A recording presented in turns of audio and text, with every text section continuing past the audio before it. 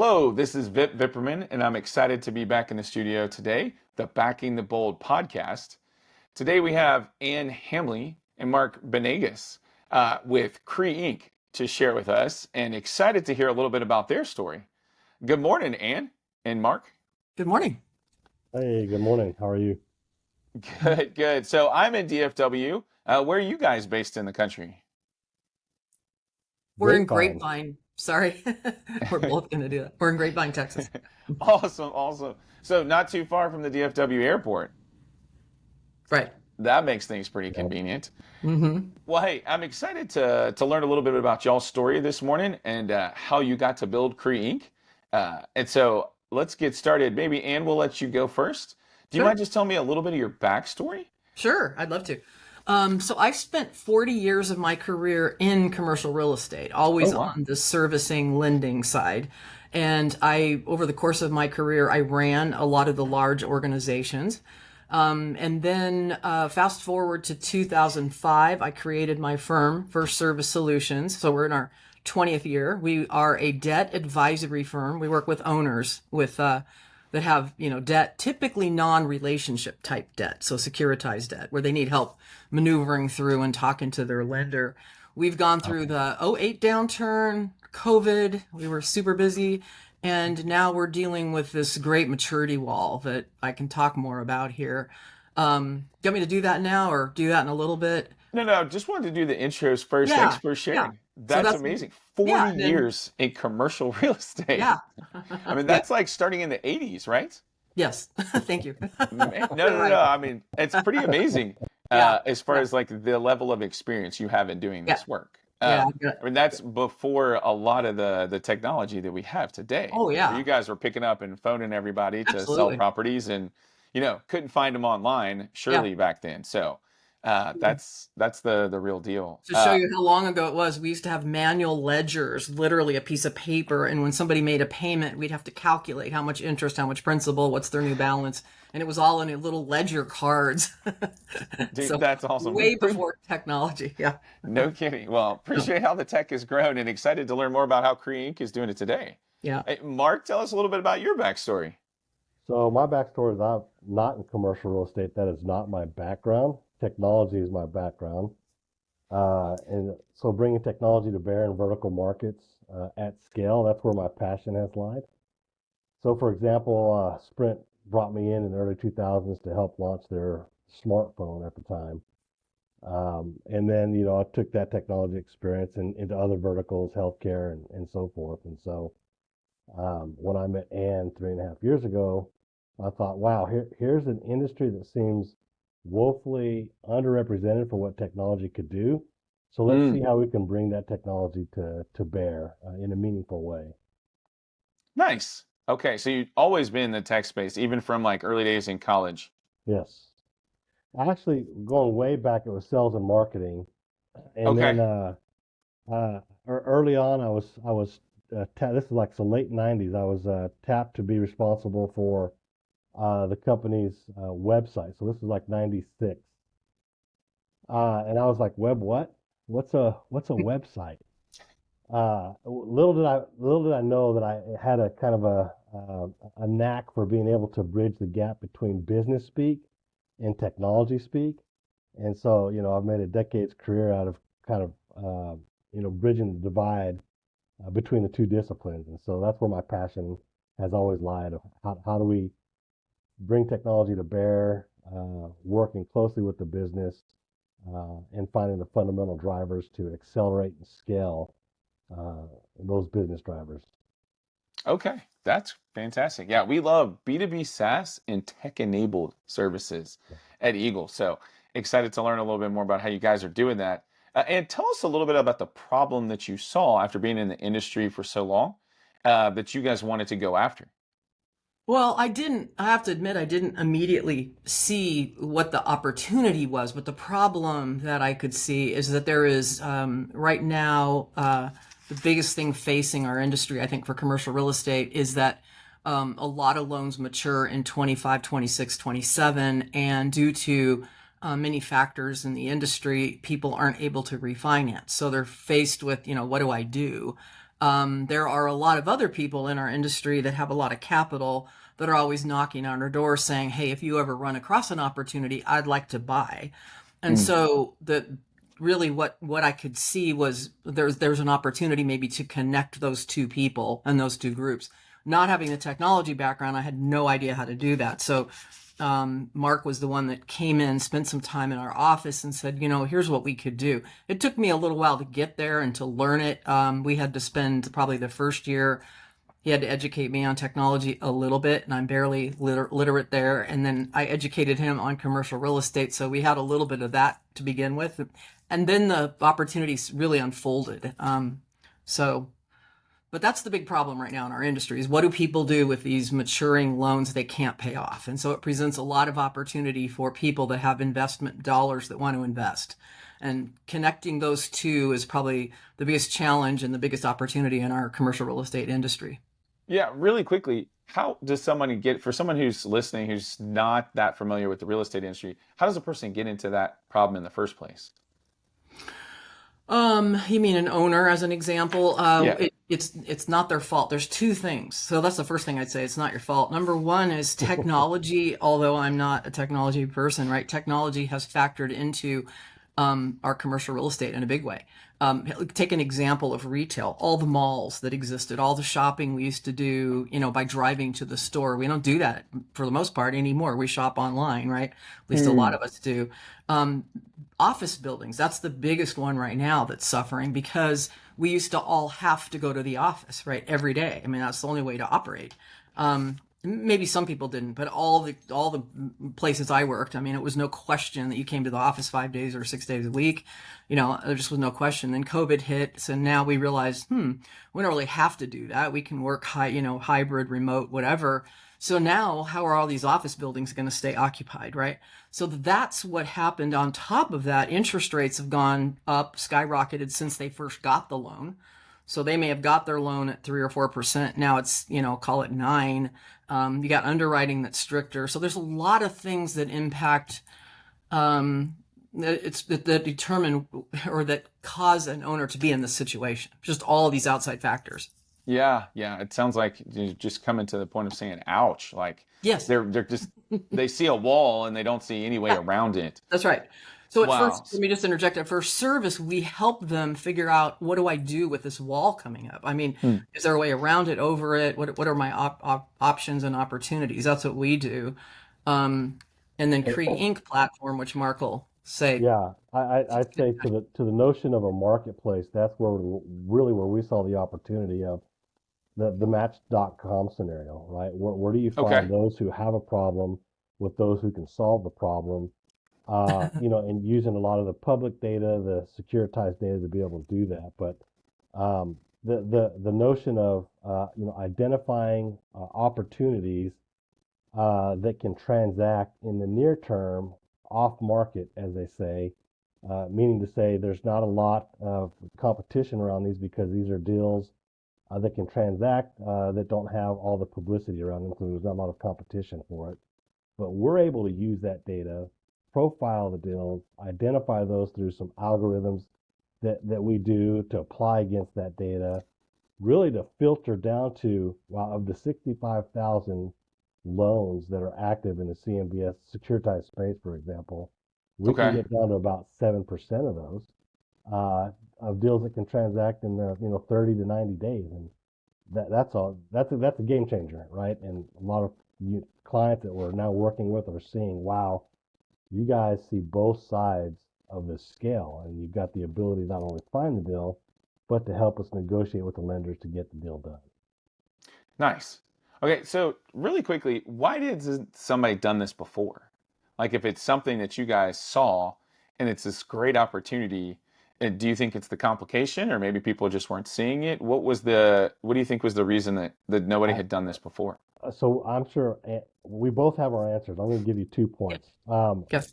Number one, uh, to do what we do, you have to have unique visibility Okay.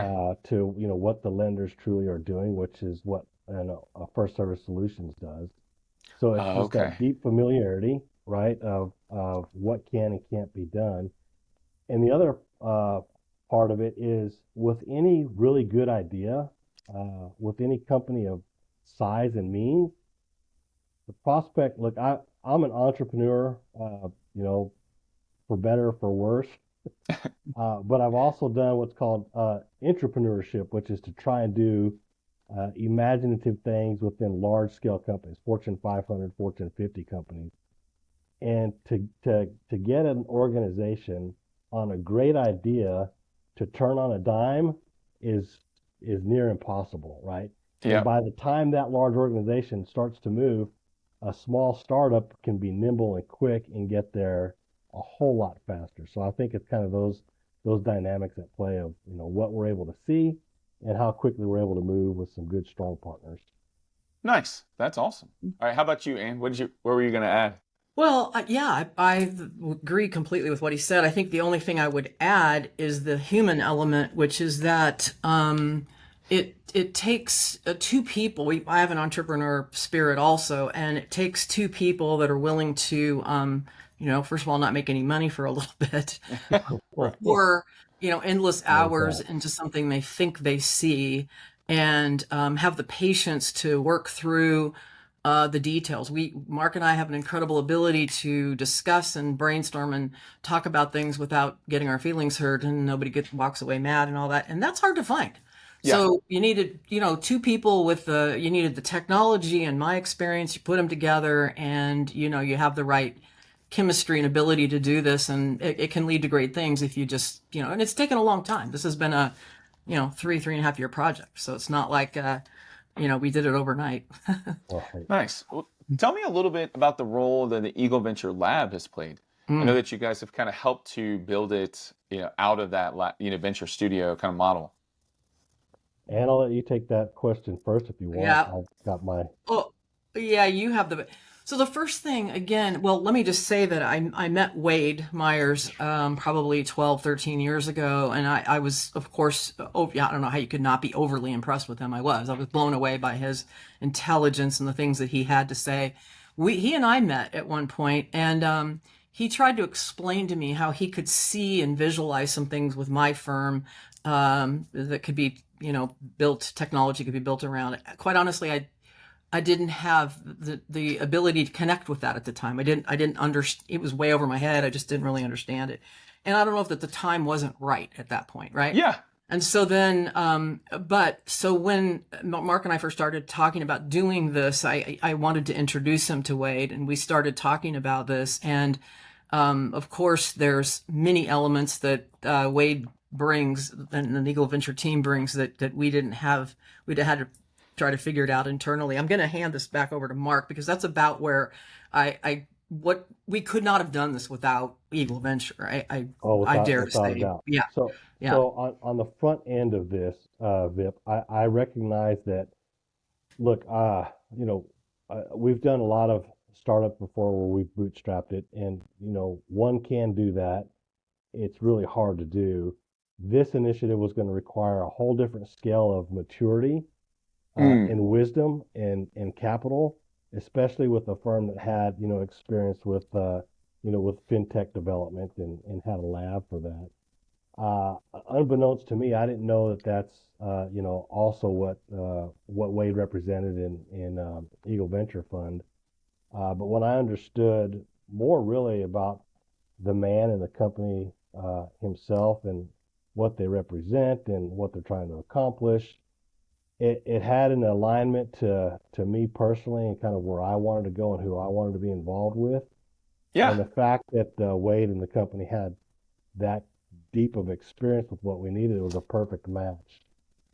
So that kind of just initiated the let's at least pitch what we're thinking about, and let's see if there's interest there. And of course, well, one discussion led to another, and here we are, a couple years later. Nice. Fantastic. Well, talk to me a little bit about the solution and then how you are actually getting this done, because you guys are already have over $100 million of projects in the hopper, as it were, like going through the system.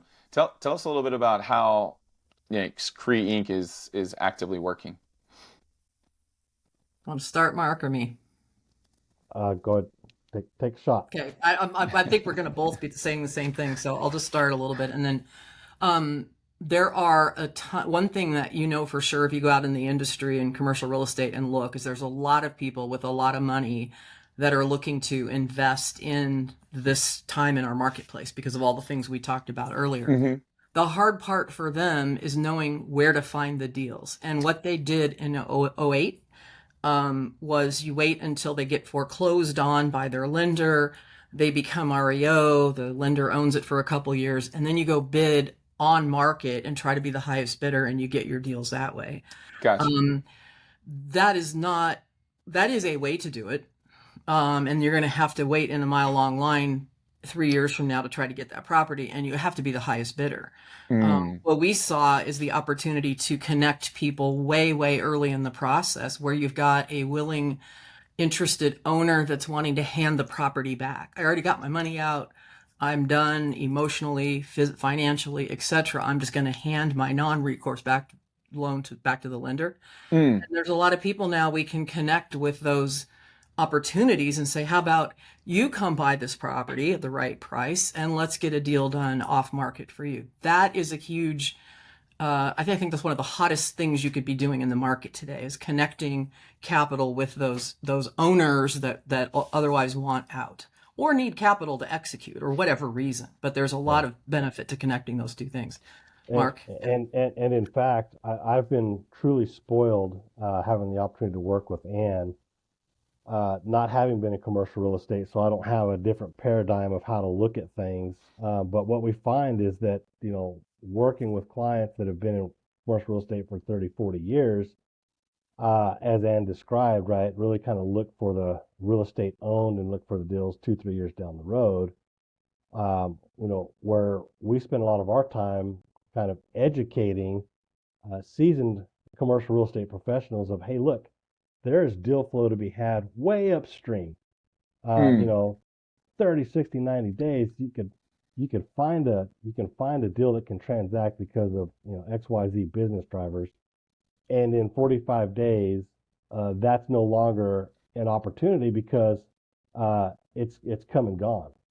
Yeah. And so, so you have to move quickly. So when we find deals for you, you can't sit around and pontificate for, 3, 4, 5, 6 weeks because that hot deal, it's Mm. gone. In fact, we have clients that will go from 1 month to the next saying, we were really interested in that deal. What happened to it? It transacted. It's sold. Yeah. That's what our system does and identifies those. So chop, chop, right? Yeah. That's awesome. So, I mean, really, it's like a triple win. It's a win for the owner who's just ready to get out of it. It's a win for the buyer who's been looking for something and wants to get into a property. And then it's a win for the bank, too, because they get to Exactly. move the transaction along. And you get a higher price now than you will, if you wait 3 years after it's foreclosed. Absolutely. Nice. And they get the money now, Yeah. which is fantastic. Do you talk a little bit about the lending side? I mean, just where the bank fits in that space. We haven't talked Yeah. about that as much. Sure. Like, I'll start there. Well, there a couple years ago. So we really started, Mark, I guess we started rolling this out in 24. It's hard to believe, but in 24. Wasn't it? Or was it early 25? It was late remember now. 24, early 25. Late 24. So we thought there'd be a whole lot of transactions happening in 25 early on. I think a lot of people in the industry did. And what you're finding is the lender mentality, probably as early as 24 when these maturities were coming up, was to extend. And everybody has referred to it as, delay and pray, extend and pretend. There's all those expressions, kick the right, can down the road, right? So that's been done, and the can got kicked down the road a year or two. And so your question about how are lenders now, they're realizing that, okay, I've done that, and now I need to probably stop and recognize what's really happening in the industry and make a decision. And someone once told me early in my career that the best economic decision in commercial real estate often is the first offer.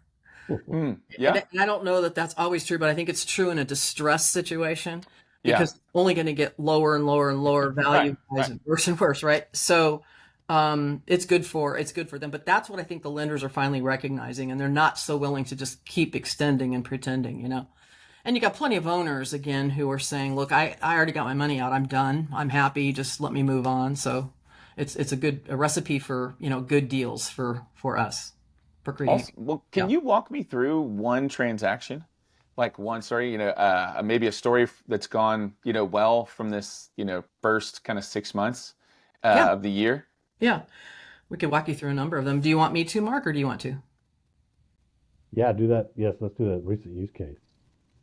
Okay. So we had we supply. So we've got people that are in our system that go in and say, "I'm looking for pick a city. I'm looking for. We'll use Dallas for a minute. I'm looking for Dallas multifamily deals where I can come in and buy them in short order, right? So our system will identify here's the top 20 deal. I'm making that up. 20 deals that fit your criteria, your size, your location, high urgency score. We assign an urgency score to every deal. That's based on a algorithm that Eagle Ventures and Mark. I'm sure Wade had something to do with that. Yes. Yeah, He Wade and likes to Mark. score Yeah. things. Yeah, exactly. Yes, yes. So it's a great method because it takes all the criteria and it sifts it all together and blends it all together. I mean, and then sifts through all the, like Mark said, 60,000 owner or loans, and it gets you the top that meets your criteria. So you get those, and those are transactable. The person that is looking to buy identifies these top two or three they're really interested in. In this case, we guided them at first service on how best to execute. Is it by the note? Is it from the lender? Sometimes that's a good way to go. Is it actually make a transaction between the current owner and you via a purchase and sale, and you pay them off? In this case, it was the latter. They went ahead and just entered into an agreement with the current owner who wanted out, and this particular buyer said, I'll step in and buy it. And the funds got wired to the lender. They got paid off at the maturity date, and an owner came in and bought it. So that's a classic, typical example. We had one where the end result was actually that the buyer bought the note from the lender and then had a prearranged deal with the owner.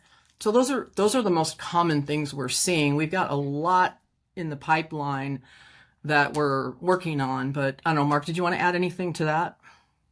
No, I think that sums it up well. The point is that it's really taken a kind of a unique approach of how do you find the deal, how do you profile it, and what does it really take to get the deal from it can transact to the nuts and bolts of how Yeah. do we move that deal down the field to get closed. And a lot of times it takes the best smart thinking of everybody involved. And a little bit of luck, if you will. There's been a bid ask divide in the industry for quite some time, but I call it shuffling, right? The buyers and the lenders have been shuffling towards the middle, and Mm. deals are starting to get done. But it's the work of how do you structure it, and what's reasonable, and what can you negotiate, and so we're having some good success with a lot of clients Yeah, uh, I mean, and that's a following that technology. process. I mean, you guys have built a technology that solves problems, but it's also based on 40 years of experience in the industry. You know things about the industry and how to make these things Yeah. happen, who to talk to. Tell me one thing really quick. My immediate thought was, would this be ideal for a 1031 exchange? A lot of times people are ready to get out of something and they've got some, but they're trying to get into something, and then what they can find may not, may or may not be a great opportunity. It's just but they've got a certain time window and they have got to transact in that time window. So is that a good fit for them also? It should be. Yeah, I don't know that we're working with anyone right now on a 1031 exchange, Mm. but but your point is valid. Absolutely. I mean, this would be great for them because they can find the transactable ones today. Right. Yeah, I mean, I remember when we worked in the multifamily space, there was a group that we had a property. I worked for a developer. The property was not even completed yet, but they wanted to go ahead and buy it just because they had to get in something, Yeah. and they knew it was going to be a great property. So they trusted, the brand and the firm. Sure. So finding like a great property in a great location is totally worth it to jump into. Yes. Getting that access to something that's valuable that way. That's cool. Absolutely. It's funny, these days I spend most of my time, talking to entrepreneurs, building technology, and not in my real estate, season, because I spent about 5 to 6 years in real estate. Right. working with overseas investors into the U.S., multifamily market, especially. And these days I don't talk about it as much because it's not specifically the world. This is fun because it's an interaction of those two spaces, and it's fun to see where technology is really helping the real estate industry grow and develop and even be more effective. So that's super cool. Um, and you've been in business as an entrepreneur for 40 years. Tell me two or three of the lessons that you've learned as you built multiple companies, and then I'll bring that over to you as well, Mark. Well, actually, Mark calls it an intrapreneur. I think that's more what I was prior to creating my own firm. So I worked for large corporations, GE, Bank of America, Prudential, I mean, a lot of big companies, and I created groups within their companies over and over. And that's really what I did my whole career. And then when I started my firm in '05, I learned everything at that point through, trial and error and doing it wrong. One of the things I think I will say that I did, Mark and I've talked about this a lot, that I did what Mark calls bootstrap. I didn't know any different, but I came in, created the firm, hired the people. I never have had an investor in my company, never ever, which is unusual that you'd survive, 20 years without any investment. Yeah, that laugh is a nervous laugh. There's days it's like, oh gosh, and then you feel it. Whereas Mark can talk about what he learned. He came in with Cree Inc. and said, we're not going to do it that way. We need to have an investment. We need to, obviously, it takes money to create technology platforms and stuff. Hmm. But one of the things I just wanted to add also to what you said before is Mark has an expression which I think kind of summarizes best what the two firms here do together, Cree Inc. First Service. So other technology platforms might help you find a lead, not as efficiently as ours, but they might help you find a lead. And then what? So you find the lead, and as Mark says, so then the dog catches the bus, right? Now what? Now I don't know what to do with it because I don't know if I call the lender, who do I call at the servicer, what do I do next? And so this is the only time I think in our industry where these two disciplines have been added together, Yeah, to offer a solution to that's that sweet yeah, spot that you guys have yeah, found. yeah. Nice. Okay. So Mark, what'd you learn creating your So it's a wonderful question. I recently read a book that own?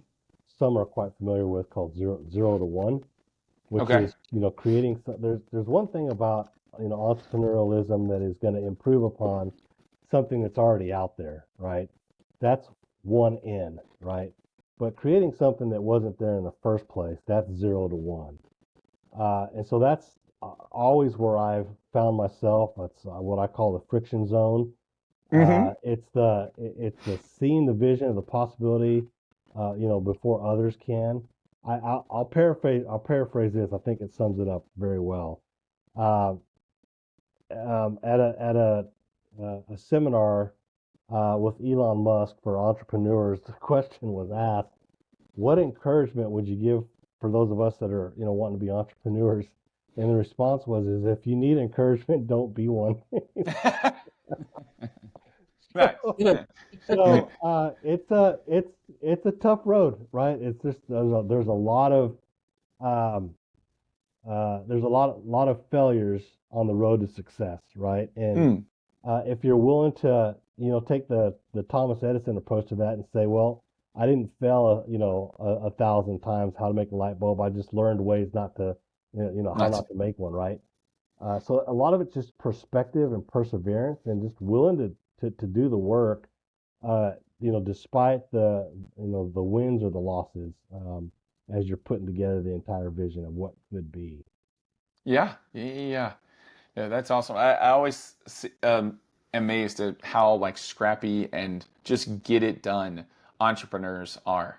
When they see the problem, a lot of people will complain about it Right. or like walk away from it. But the person with the entrepreneurial mindset goes, I see that problem. I'm Yeah. going to figure out how to do it. Right. And then just works until they get it done, Right. which is honestly amazing. And I'm so glad we have people like that, you know, um, in the States and, and across the world, just who are Yeah. willing to see problems and work through them to make life better for themselves, but also for everybody else. Right. Yeah, Look, at Eagle, we have a huge passion for solving big problems. yeah. I mean, we work on issues like human trafficking, job upskilling, even healthcare.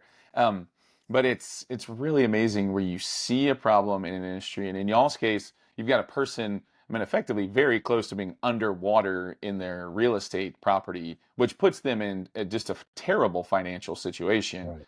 and who's looking for relief, and then you provide them that relief. It's like the cool drink of water on the hot day in Texas, right? Yeah, I mean, you're providing an opportunity for them to be able to move on, which is Absolutely. absolutely. awesome. So, Um, well, tell me a little bit about what you think the future is going to look like. So, I mean, obviously you said a lot of these loans are coming up, 25, 26, 27. Feels like these next 5 or 6 years, do you expect a lot more of this type of thing to be happening? yes. Simple That was answer. easy. Yeah. Absolutely, yes, yes, yes. I think the thing that we had the hardest time in the beginning with this was understanding when it would start.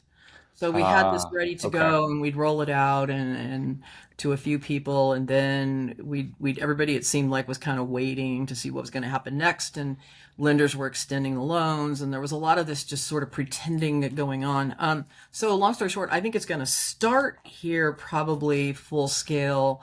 We're kind of seeing it start already, but full scale in 26, and I Hmm. think we got a good, I would say 5 years. Yeah, you know why? For this to be really busy with the maturities. They'll always have this need in the marketplace. Right. But right now, there's just more than usual that are flooding the market. Right. One of the things that I think multifamily loans will probably go through this process in the next couple of years of changing hands or figuring out the answer to their own issues. The office, I think it's going to take about 5 years because you got to figure out what the tenants are all going to do when their lease expires before you really know what the value is or what you've got. So I think it's property specific, but I think you asked the question, do I see it getting really busy in the next few years? Absolutely. Mark? Nice. Yeah. Any ads, And Mark? there's always a cyclical nature, right, to commercial real estate, as I've found out, right? There's either times when there's assumptions and people are assuming properties because things are, rainbows and butterflies, and then there's times when there's dark times, and so, there's the need for modifications and workouts, and so we're positioned, to address both those scenarios across the life cycle of the loan, and so that gives us a kind of a unique opportunity and unique advantage, again, to provide problems or provide solutions, to Hopefully problems not and too many opportunities. problems. Yeah, yeah, yeah. Right. We don't, no, But we all nobody know needs that. building technology has its moments, Yeah, right? right. The sprints. That's Um, awesome.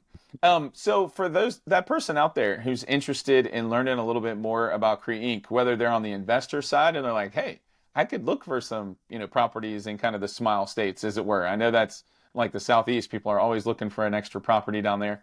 Or for the person with the problem that's, that got the property, where do they go?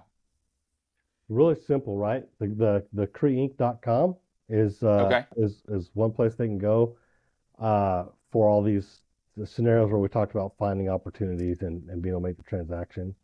And then on the loan advisory piece where we want to do, expediting the assumptions or doing the modifications, that would be First Service Solutions. In First Service Solutions, can you rattle through that website? If I'm seeing your It's, email address, it's a it's, mouthful. well, it's one ST and then SSS.com. Okay. Yeah, so you don't have to spell it all out, but it's one ST for first and then SSS.com. Gotcha. Yeah. Okay. I wanted to make sure you said that and not me, Yeah. just to make sure that came Yeah, across. that's right. That's right. Very, very cool. Well, man, it's been great to have you guys on the show today. I think Thank you. listeners could learn a lot about the industry, the commercial real estate industry, and the combination of where technology plays and can truly make a difference in these spaces. So excited to see Cree Inc. grow. Great. Thank you. Yep. We are too. Thank Yeah. you. It was Yeah. a pleasure. Thanks for the opportunity.